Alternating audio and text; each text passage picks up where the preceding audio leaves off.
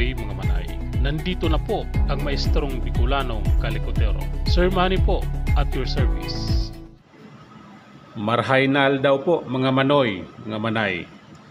So ngayon po, gagawa tayo ng simple ladder diagram para sa ating PLC.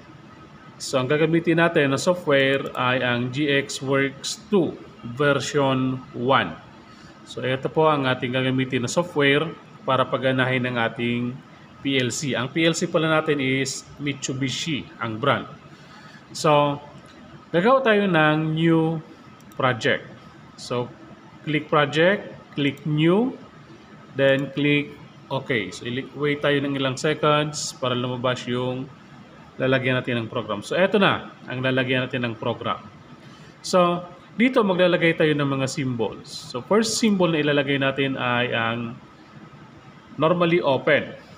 So etong push button na to, lalagyan natin siya ng code na X0. Ibig sabihin ng X is input. Click OK. The next symbol, X1. Then, lalagay tayo ng output.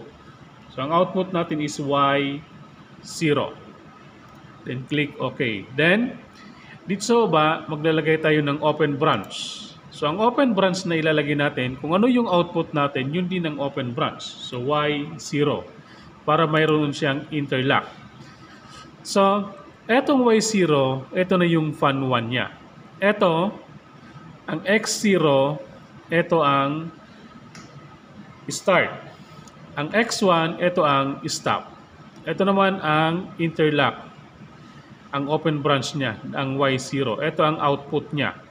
So dito, maglalagay tayo ng output na ilaw. So dito, mag-add tayo ng vertical line. Then, click OK.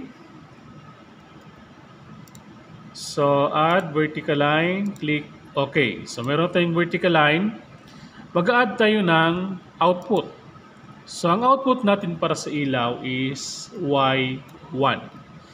Click OK. So, dalawang output natin sa isang push button. Ito ang ating fan 1. Ito ang ilaw. So, next step, gagawa tayo ng para sa fan 2. So, same. Click OK. So, kung X0 to, X1 nagamit na, ito magiging siyang X2. Then, same push button. Ibig sabihin, yung fan 1 and fan 2, ang control niya, ang stop niya is only 1. So, gagamitin natin is X1. So, parehas ang stop natin. Then, ang output natin, may Y0, may Y1 na tayo. Gagamitin natin ay, para sa fan 2 is Y2. Okay, so kung anong output dito, ilalagay natin ang open branch. So dapat Y2 din siya para mayroon siyang interlock. Y2. Then dito, maglalagay tayo ng vertical line. Then output, may Y0, Y1, Y2. Ang output natin is Y3. So click OK. So, ito ang fan 1 natin. Ito ang fan 2. So, ibig sabihin, ito ang open, start, ito ang stop. Pag in-start mo siya, mag-start yung motor, then sabay iilaw yung indicator sa fan 1. Pag paranas mo ang stop, parehas sila mamamatay. Then, same din sa second branch natin. So, meron tayong X2 para sa fan 2, then X1 is same as stop, then gagana yung motor number 2 natin. Ibig sabihin, pag parehas natin siyang in-on, i-press lang natin yung X1, then stop, mamatay silang lahat. So pagkatapos nito, nagawa natin, i-compile natin siya. So click compile, then build, then click execute compile after conversion, then click OK. So, click OK. Then, makikita nyo siya, nag-white na siya. Hindi na siya gray. So, ready na siya para i-upload sa ating PLC. Okay? Ito ang PLC natin. So Mitsubishi. So bago mag-upload, kailangan itong service switch na to nakababa. So ibig sabihin, pag nakababa, ready na siyang lagyan ng program. Pag nakataas to, gagana na ang PLC. Iilaw tong run. So ibaba natin, then ilalagay natin tong connector. So dito, ilalagay natin ang connector. So dapat naka-align ang connector. Okay? So nakalagay na ang connector. Then plug in natin siya. Then turn on breaker. So dapat iilaw ang power. So ito, umilaw na ang power. So ready na siyang lagyan ng program. Ito na ang ginawa natin kaninang program. So ready na siya para i-upload sa ating PLC. So sa pag-upload, i-press lang natin tong write to PLC. Itong may arrow na pula. Kung ayaw nyo naman dito, pwede rin online, then write to PLC. So para mas madali, dito na lang tayo sa may arrow na pula. Nakalagay din write to PLC. Okay, click. Wait ng ilang seconds. Lalabas tong dialog na to. So paglabas nito, i-click natin tong box na to. Pag-click, makikita natin kung ilang steps ang ginawa natin. So bakit steps? Kasi ladder diagram ang nilagay natin.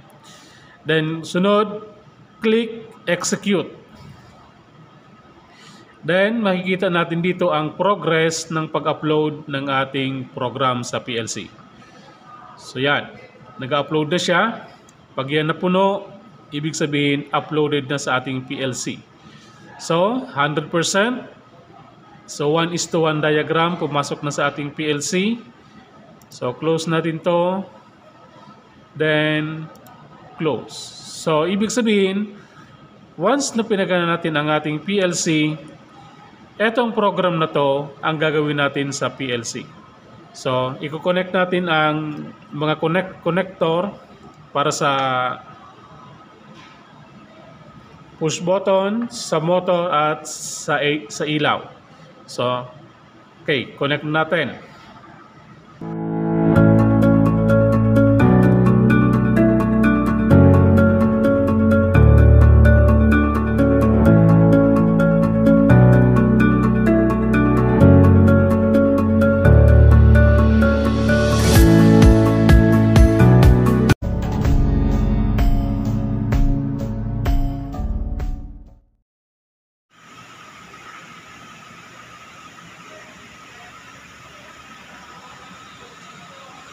So, eto na ang ating wiring. So, dito pala sa ating mga tab wala tayong wala tayong mga pangalan. So, eto gumawa ako ng legend para sa tab guide natin. So, para dito yan. Okay, so try na natin kung gumagana na siya. So plug in, then on breaker. So dapat umilaw ang run. Okay, so umilaw na yung run. So may indicator na yung 1. So etong fan 1 natin, start, stop, then fan 2, start. So tingnan natin yung fan 1. Start. Ayun, umilaw siya, then gumana. Stop. Then fan 2. Start. Okay, then umilaw siya, then stop.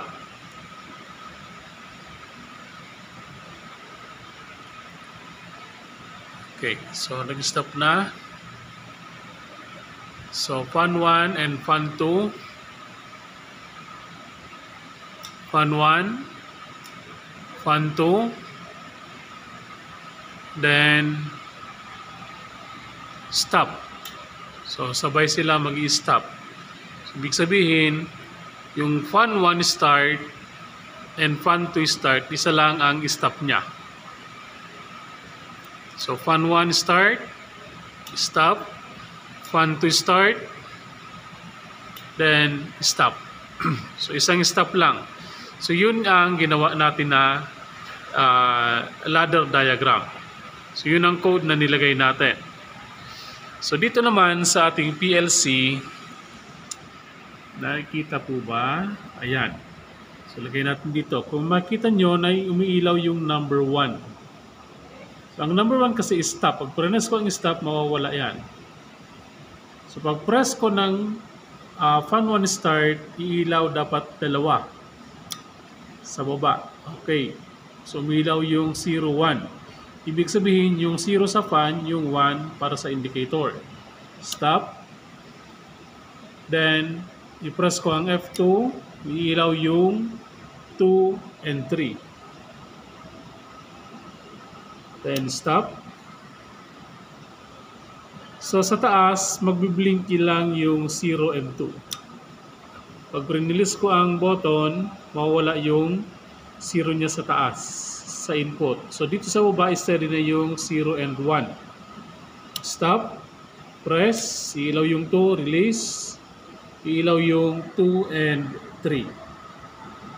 So yun ang output natin na ginawa. Then stop. So, ito sa diagram natin. Ito yung 0, 1, 2, 3. Ito yung output niya. Ito naman, X0, X1, and X2. Ito yung input. Etong parehas na X1, ito ang stop button. X0 para sa fan 1, X2 para sa fan 2. So, Y0 ang output dito natin para sa fan 1, Y2 para sa fan 2, Y1 para sa indicator ng fan 1, and Y3 para sa indicator ng Y2. So dito naglagay tayo ng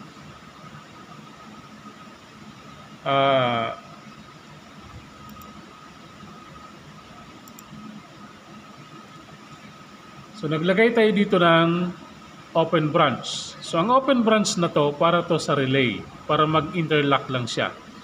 So etong Y0 natin, kung ano ang output natin dito, yun ang ilalagay natin dito, Y0. Dito naman, yung main output natin is Y2, Y2 din dito. Bakit yung Y1 hindi na nilagyan natin ng interlock or ng open branch? So ito kasi indicator lang siya.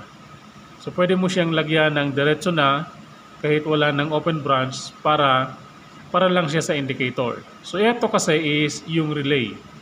Or ito na yung motor natin. Ito na yung main output 1, main output 2. Ito ay indicator yung Y1 and Y3. Y0 para sa fan 1, Y2 para sa fan 2. So etong side na to is sa fan 1, etong side na to is sa fan 2. So, ito ang nagawa nating diagram.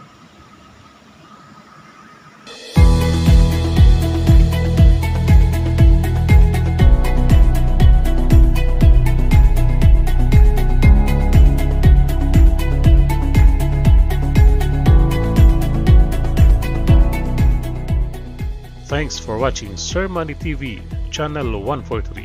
Don't forget to subscribe, like, and share. Thank you.